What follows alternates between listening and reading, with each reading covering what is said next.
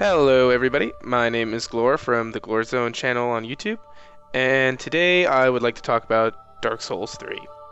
I've recently finished playing NG+, so I've gone through 2 rounds of the game and have analyzed it pretty thoroughly. If you have yet to check out my Dark Souls 3 Let's Play, I recommend you check it out. It has quite a few detailed events, including most of the NPC quest lines, as well as almost all of the item acquisitions in the game. So let's talk about my grading scheme. The categories that I'll be looking at today are the story, the gameplay, the entertainment value, the design, and the overall replayability. As always, I'd love to hear what you think, so please leave your comments below. Let me know what you think, what you would grade the game out of these categories, or just let me know what you thought about the game as a whole. So let's get right into it. Right off the bat, we've got the story. I'll start off by saying that I have no prior Dark Souls 1 experience, unfortunately. I played Dark Souls 2, and I loved that game. However, I do not know anything about Dark Souls 1 other than watching other people play it. As such, I missed a lot of the cool Easter eggs that From Software placed into the game. So unfortunately, I did miss a lot of those throwbacks, like the whole Sigurd thing, or the whole Andre thing, etc. So I'll be reviewing Dark Souls 3's story as if it was a completely standalone game. So the thing I loved most about it is the unique storytelling that From has kind of developed, I suppose.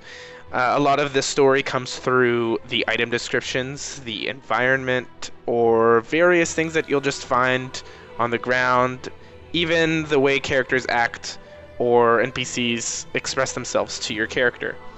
I really love that sort of thing. It allows you to piece the story together, as such, gives you a very unique experience to your actual playthrough.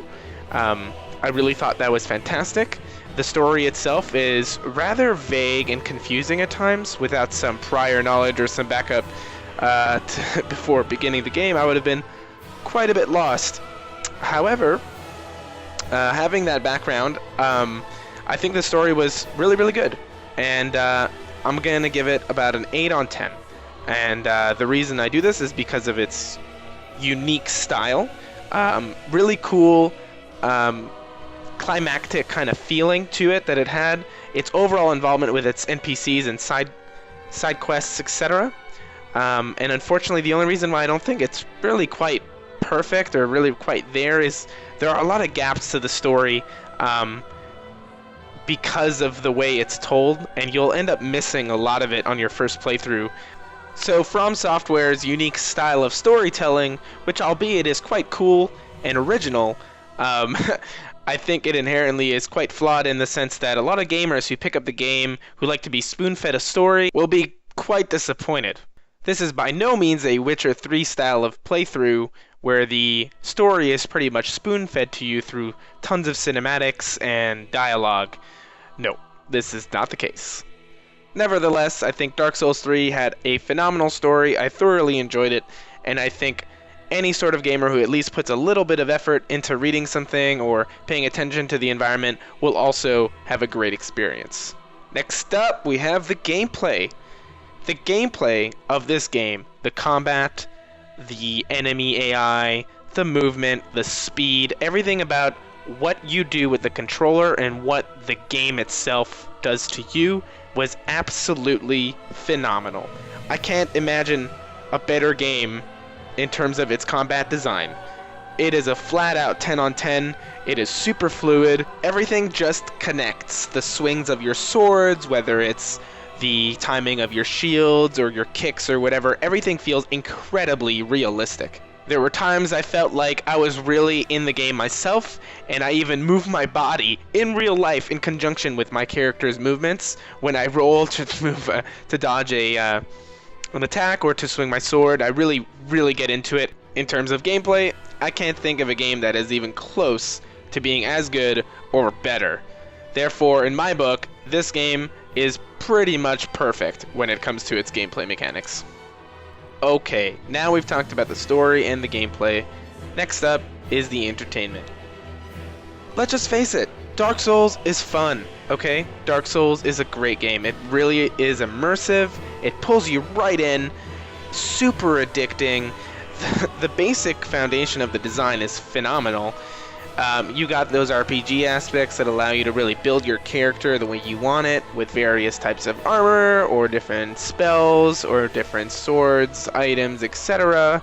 And then you have that added, like, fear of losing your shit, or losing your souls, whatever. Being on edge all the time, giving you that adrenaline.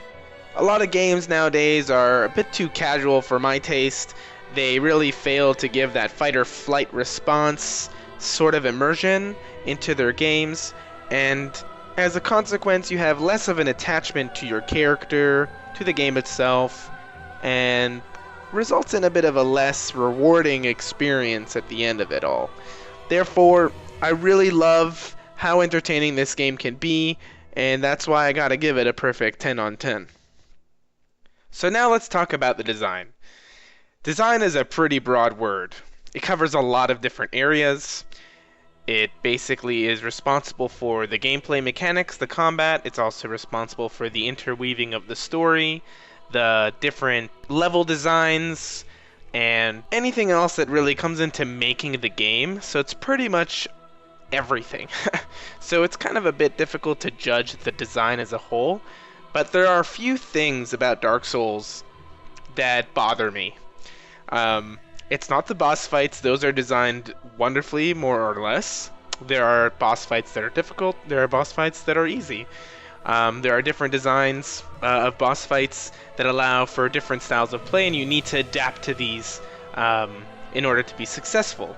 However, there were a lot of times in terms of boss fight design where I felt very, very underpowered as a caster. I would try to do various types of spell casting, and it just wasn't good.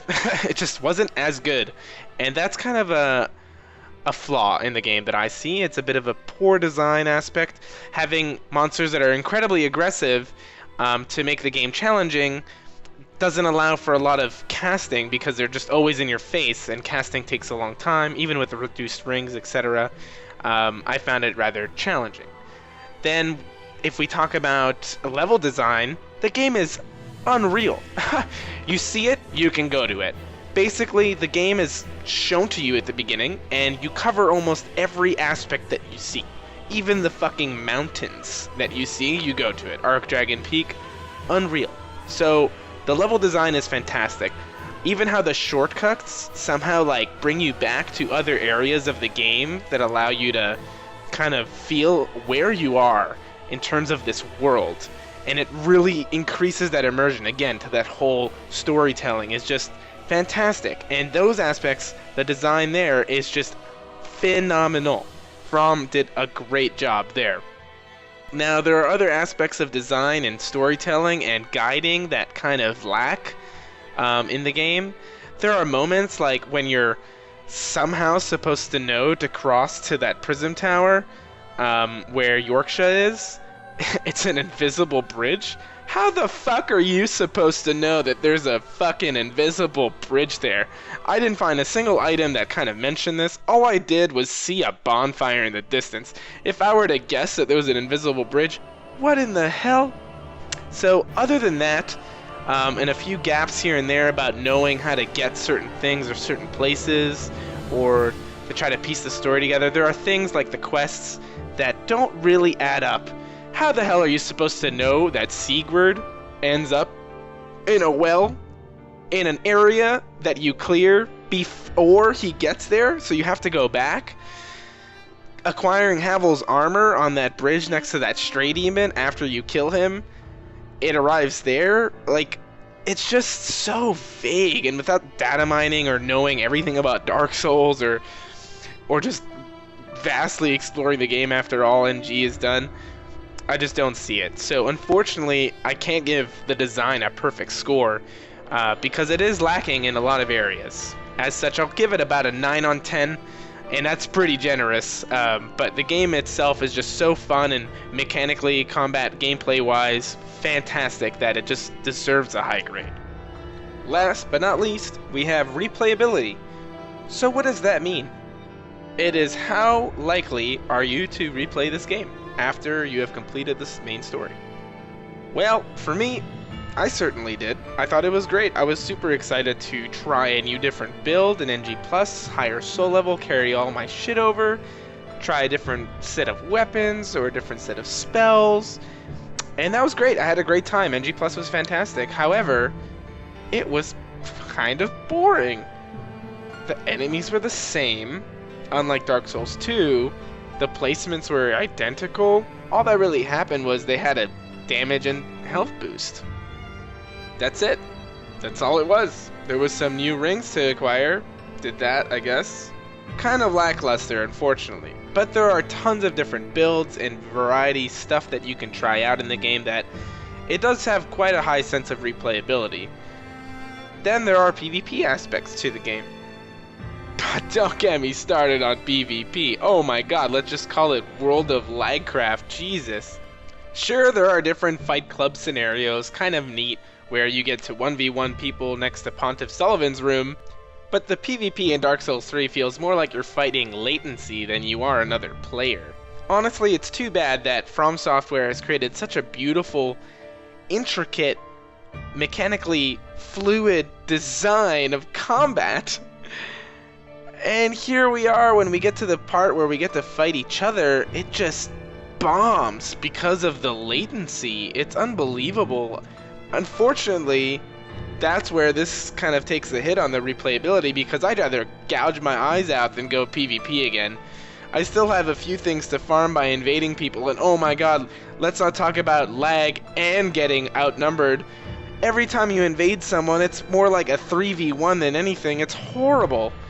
It's just, the PvP was incredibly disappointing to me, and that's why I'm giving Dark Souls 3 a 7 on 10 on replayability. Now, I'm not going to add up all of my different categories and add them up on 50 and judge the game based off that and give it a letter grade, because I think everyone plays the game and weights these different categories differently. So I'll leave that up to you. Some people care more about the story than they do about the gameplay, and vice versa, and some people care about playing this game over and over and over again. Hence, I'll leave it at that. I think Dark Souls 3 was a great game. I had such a blast playing it. I really recommend it to anyone who hasn't played Dark Souls before. It's a great starting game. I think it's rather difficult, but honestly, your first Dark Souls game is definitely going to be your hardest, so it doesn't matter where you really start. This one just feels incredibly fluid compared to the others, fast-paced, and overall a great experience. Well, that's all I have for today. Thanks so much for watching, guys, and I hope to catch you in the next video. Have a great day.